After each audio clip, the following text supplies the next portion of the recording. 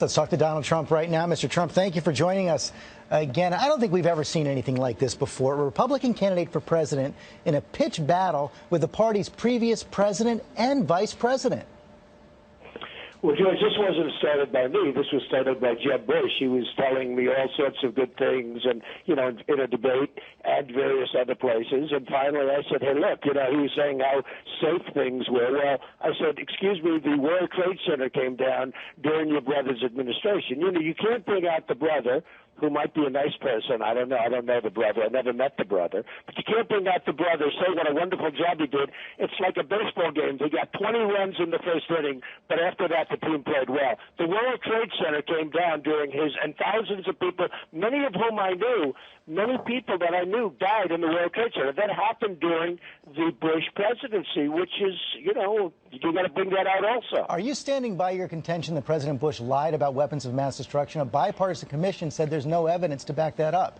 I don't know if he lied or not. I just know there were no weapons of mass destruction. I know that his CIA and various other agencies knew that something bad was going to happen, that they did nothing about it.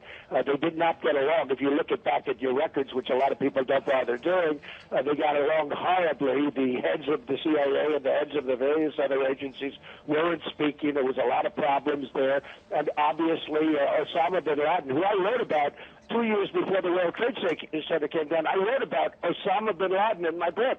He was a bad dude. He should have been taken out, and you wouldn't have even had the World Trade Center. And one other thing, George, had we had my immigration policies in effect, those people wouldn't have even been in the country for the most part. Let's move on to Ted Cruz. You said you want an apology from him. You wanted to take his ads down. He's not doing that. He's actually doubling down, putting up new ads attacking you this morning. So are you going to go to court today to challenge his candidacy?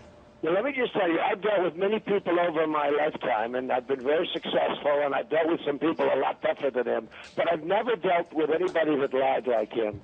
Even Rubio, Marco Rubio, the other day at the debate, which is hard for a politician to do, he called him a liar. I said, wow, that's amazing. I've never heard that from a politician where they actually call each other liars.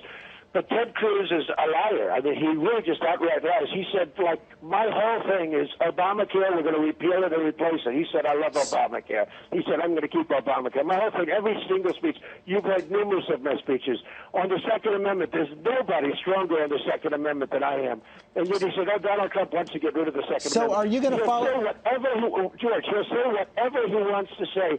I actually think he's a very unstable person. I really believe that. I think he's a very unstable person. But I've never had somebody take something that you believe in and just say the exact opposite. And then what he'll do, by the way, is on Sunday or Saturday evening, right after the vote, he'll apologize. But are you going to follow? But are you going to follow through on your pledge to file a suit against his candidacy? You said you hired a lawyer. Let me just tell you.